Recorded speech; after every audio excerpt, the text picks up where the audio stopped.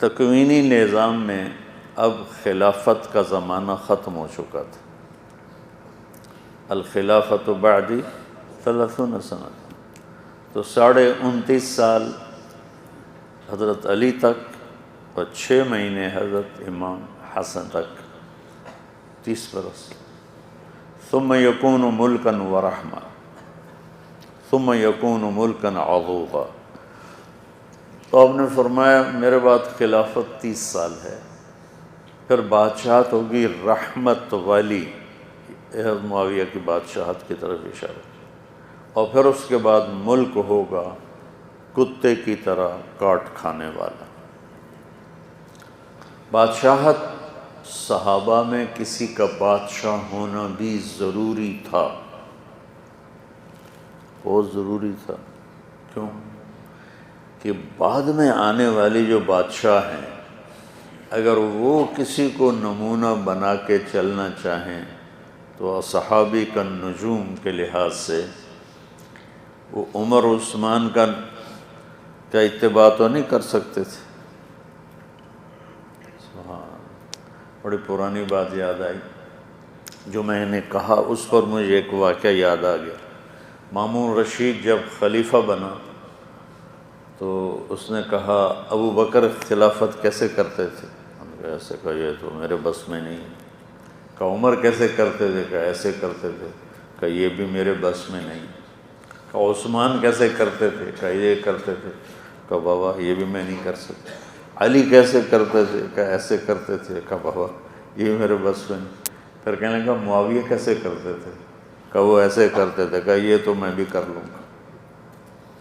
تو کسی صحابی کا بادشاہ ہونا بھی ضروری تھا کہ اگر کوئی بادشاہ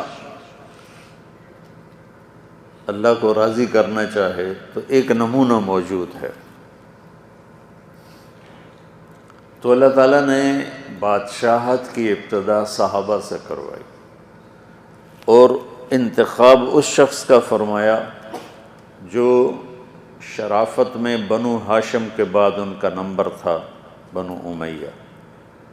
ایک دوسرا اس شخص کا انتخاب فرمایا جو 19 برس پہلے حکومت کا تجربہ حاصل کر چکا تھا.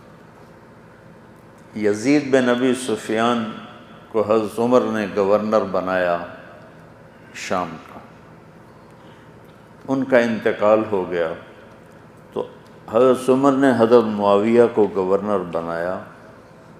ان کے بھائی، یہ دونوں بھائی تھے، ماں الگ تھی، دونوں بھائی تھے.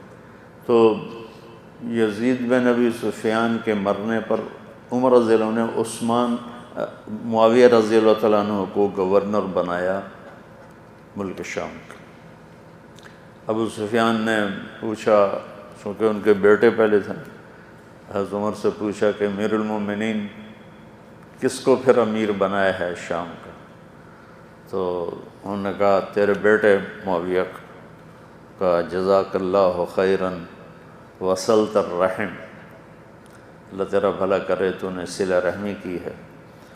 تو عثمان رضی اللہ تعالیٰ عنہ تشریف لائے تو انہوں نے ان کو مسلسل 12 سال امیر بنا کے رکھا. اور 6 سال پہلے وہ حضرت عمر کے زمانے میں امیر بن چکے تھے تو ان کو حکومت کا تجربہ تھا کہ حکومت چلانی کیسے. حکومت کو چلانے کا خاندانی طور پر بھی بیج تھا اندر، اور عملی طور پر بھی 18 برس انہوں نے حکومت کر لی تھی اور خلافت ختم ہو رہی تھی. تو اللہ تعالیٰ نے اس شخص کو حکومت عطا فرمائی جو حکومت بادشاہت کے لائق تھا اور اس کے قابل تھا. آپ نہج البلاغہ میں مولا علی کے وہ مکتوبات اور خطوط پڑھے جو دونوں اطراف سے ہوئے. جب علی کو کہا گیا کہ اے علی آپ واپس پلٹ جائیں، میرے پاس اتنے جاہل موجود ہیں جو میرے کہنے پہ بدھ کو بھی جمعہ پڑھ لیتے ہیں. جاہل ہے. یہ سچ اور یہ حقیقت ہے، یہ اسلام کی میں تاریخ کے حقائق آپ کے سامنے خدا کی قسم اتنی بدبودار ہے مسلمانوں کی تاریخ، بے شک بے شک، شرم آتی ہے کسی غیر مسلم کے سامنے پڑھتے ہوئے۔ بے شک بے شک۔ میں آپ کو ہسٹری کا ایک واقعہ سنا دوں کہ شام میں اسلام کی کیا حالت تھی، شام کیا بن گیا تھا اسلام کے لیے، کیوں ضرورت محسوس ہوئی تھی امام حسن علیہ السلام کو یہ کام کرنے کی، شام میں اسلام کا کیا حالت اور کیا درگت بنائی جا رہی تھی۔ لے سنیے گا، ایک شخص مدینے کا اسلام پہنچا، شام پہنچا تو وہ تجارت کی غرض سے گیا، وہ جب گیا تو اس نے دیکھا کہ مسجد سے اذان کی آواز ہے، اللہ اکبر اللہ اکبر، اشہد ان لا الہ الا اللہ، اشہد ان لا الہ، یشہد ان محمد رسول اللہ، یعنی کہ میں گواہی دیتا ہوں اللہ ایک ہے، یہ گواہی دیتے ہیں کہ محمد اللہ کا رسول ہے۔ وہ شخص پریشان ہو گیا، اس نے کہا ہے اذان نبی کی اور شام میں بدلی ہوئی ہے۔ وہ جلدی سے مسجد کی طرف دوڑا تاکہ مؤذن سے جا کے پوچھے کہ تو نے یہ اذان کیوں دی۔ میں تاریخ آپ کے سامنے پڑھ رہا ہوں، اس منبر سے ہسٹری اس لیے نہیں پڑھی گئی کہ وہ ہسٹری اس لائق ہی نہیں ہے کہ اسے پاکیزہ منبر پہ پڑھا جائے، لیکن آپ کتب بینی آپ مطالعہ کریں تاکہ آپ کو پتہ چلے کہ آل محمد کو کس دور کے کن مشکلات کا سامنا تو جو ہے صاحبہ۔ جب وہ پہنچا تو مؤذن اذان دے چکا تھا اور نماز ہو رہی تھی، اور جو پیش نماز پڑھا رہا تھا اس کا ایک ٹانگ مصلے پہ تھی، ایک مصلے سے نیچے تھی، اور وہ نماز پڑھا رہا تھا۔ وہ شخص پریشان ہو گیا کہ اذان بھی بدل گئی، طریقہ نماز بھی بدل گیا۔ وہ دوڑا، اس نے کہا میں جا کے قاضی شرعی کے پاس جاتا ہوں، اسے جا کے شکایت کرتا ہوں کہ تمہارے شام میں غلط اذان اور غلط نماز پڑھائی جا رہی۔ جب وہ پہنچا تو اس نے دیکھا جو جج تھا، قاضی اسلام میں جج کو کہتے، جسٹس کو کہتے، جب وہ پہنچا تو قاضی کی حالت کیا تھی، تاریخ میں پوری ذمہ داری کے ساتھ تاریخ پڑھ رہا ہوں۔ جب وہ پہنچا تو اس کے سامنے قاضی کے قرآن کھلا ہوا ہے اور ساتھ شراب کا جام پڑا ہوا ہے، اور وہ شراب کا جام پی کے کہتا ہے کہ میں قسم دیتا ہوں یہ شراب ہے۔ اس شخص نے سر پکڑ لیا، یا مولا یہ کیا، عزت قرآن، عزت نماز، عزت اسلام کہاں چلا گیا؟ اس نے کسی سے پوچھا یہاں پہ سب سے بڑا مفتی کون ہے، میں فتویٰ لوں کہ شام میں کفر ہے۔ جب وہ پہنچا تو پتا چلا کہ مفتی صاحب تو ایک جنازہ پڑھانے کے لیے جا رہے ہیں۔ وہ جلدی سے جنازے کے پیچھے دوڑا تو اس نے دیکھا کہ ایک زندہ شخص کو چارپائی کے ساتھ رسیوں سے باندھا ہوا ہے، اسے قبرستان میں لے جا کے دفن کر دیا گیا جنازہ پڑھانے کے بعد۔ ابھی مفتی قبرستان سے نہ نکلا، یہاں اس شخص نے یوں ہاتھ پکڑا، اس نے کہا رک یہیں پہ، اتنا ناانصافی اسلام کے ساتھ، کون سا دین ہے تمہارا؟ اس نے کہا مدینے والے محمد کا۔ کون سے مدینے والے محمد کی بات کرتے ہو؟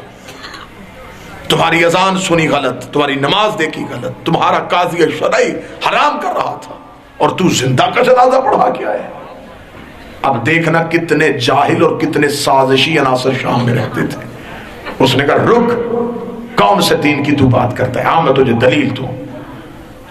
ہماری مسجد کا مؤذن جو تھا وہ آج چھٹی پہ تھا، ہم نے اپنے محلے کے ایک عیسائی سے اذان دلوائی تھی آج، اور وہ عیسائی کہہ رہا تھا کہ میں کہتا ہوں اللہ ایک ہے، یہ کہتے ہیں کہ محمد اللہ کا رسول، یہ کہتے ہیں۔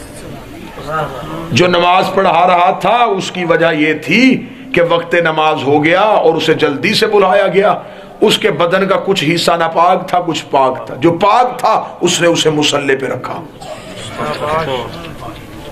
اس نے کہا قاضی شرعی کیا کر رہا تھا؟ اس نے کہا اس کے پاس مسئلہ آیا تھا کہ کہیں سے کسی شخص کے پاس شراب کی بوتل نکلی اور وہ کہہ رہا تھا یہ شراب نہیں یہ دوا ہے، تو قاضی اسے پی کے بتا رہا تھا کہ یہ شراب ہے یہ دوا ہے۔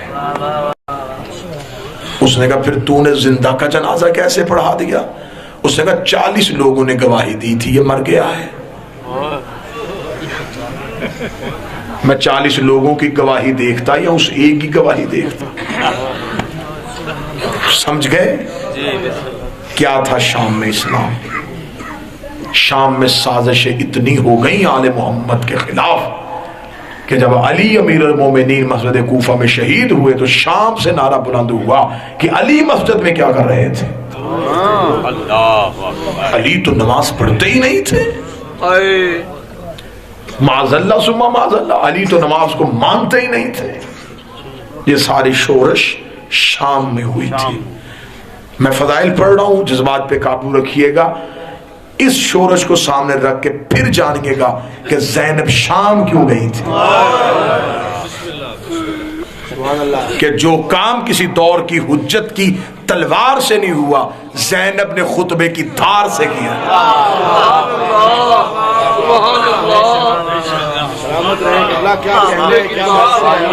میں دلیل دینے لگا ہوں، میں انوکھے طریقے سے اور سیدہ سے عطا مانگ کے گفتگو کرنے کا عادی ہوں۔ بی بی زینب شام میں کس کی جرت تھی وہ علی کی بیٹی کو مجبور کر کے بٹھاتا؟ مرضی سے بیٹھی اس لیے تھی، اس ٹائم تک نہیں اٹھی جب تک شام کی دیواروں سے بغض آل محمد کے دھبوں کو نہیں توڑی۔